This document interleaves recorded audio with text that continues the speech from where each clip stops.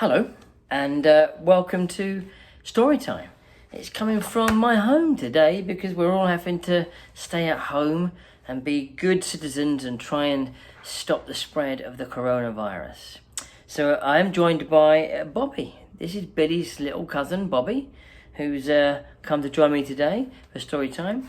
And today we'll do something slightly different because I'm sure you've all heard of the story Goldilocks and the Three Bears.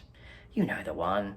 Goldilocks comes into the house and one porridge is too hot and one's too cold and one's just right and one chair's too hard and too big and too soft and all the beds too soft and too hard. You know, poor old Goldilocks has she tries to find a chair that fits her and a bed that fits her and the porridge that's nice, and we all know that story. Well, today I'm going to read you from Roald Dahl's Revolting Rhymes. Now, Roald Dahl has written the story from a slightly different point of view. So let's see what happens in this particular version, shall we? I hope you enjoy. Sitting comfortably there, Bobby? Okay. Goldilocks and the Three Bears. This famous, wicked little tale should never have been put on sale. It is a mystery to me why loving parents cannot see that this is actually a book about a brazen little crook. Had I the chance, I wouldn't fail to clap young Goldilocks in jail.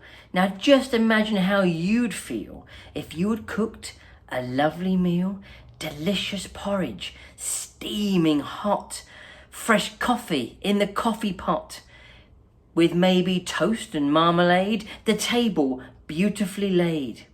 One place for you, and one for Dad, and another one for your little lad. Then Dad cries, "Golly gosh! Gee whiz, oh craps, how hot this porridge is. Let's take a walk along the street until it's cold enough to eat," he adds. "An early morning stroll is good for people on the whole. It makes your appetite improve. It also helps your bowels to move." No proper wife would dare to question such a sensible suggestion. Above all, not at breakfast time, when men are seldom at their prime. No sooner are you down the road than Goldilocks, that little toad, that nosy, thieving little louse, comes sneaking in your empty house. She looks around, she quickly notes 3 bowls brimming full of porridge oats. And while still standing on her feet, she grabs a spoon and starts to eat. I say again, how would you feel if you had made this lovely meal and some delinquent little tot broke in and gobbled up the lot? But wait, that's not the worst of it. Now comes the most distressing bit. You are, of course, a house-proud wife, and all your happy married life, you've collected lovely things like gilded cherubs wearing wings and furniture by Chippendale bought at some famous auction sale. But your most special, valued treasure, this piece that gives you endless pleasure, is one small children's dining chair, Elizabethan, very rare. It is in fact your joy and pride, passed down to you on Grandma's side. But Goldilocks, like many freaks, does not appreciate antiques. She doesn't care, she doesn't mind. And now she plonks her fat behind upon this dainty precious chair, and crunch! It busts beyond repair. A nice girl would have once exclaimed, "Oh dear, oh heavens, what a shame." Not Goldie. She begins to swear. She bellows, "What a lousy chair!"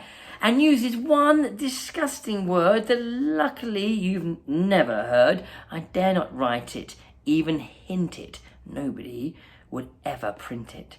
You'd think by now this little skunk would have had the sense to do a bunk. But no, I very much regret she hasn't nearly finished yet. deciding she would like a rest.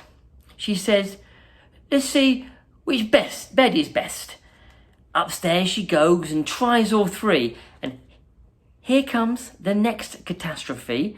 Most educated people choose to rid themselves of socks and shoes before they clamber into bed, but Goldie didn't give a shred. Her filthy shoes were thick with grime and mud and mush and slush and slime. Worst of all, upon the heel of one was something that a dog had done. I say once more, what would you think if all this horrid dirt and stink was smeared upon your eiderdown by this revolting little clown?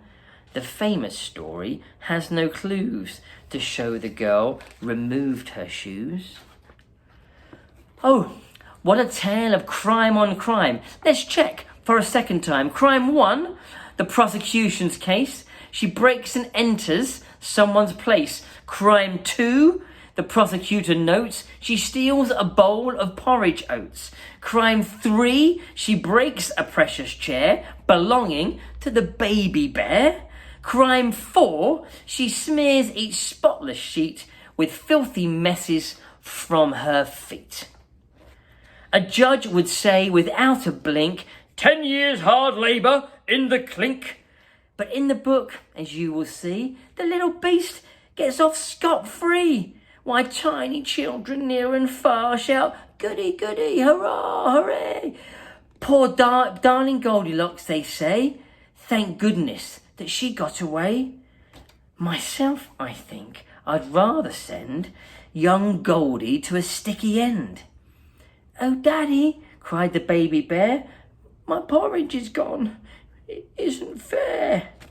Then go upstairs, the big bear said. Your porridge is upon the bed, but as it's inside Mademoiselle, you'll have to eat her up as well. The Three Bears. What do you think of that one, Bobby? Yep, what was that? No, it wasn't you that made a mess. You're okay. Well, I hope you enjoyed that different version of the story. I look forward to seeing you next time on Storytime. Take care.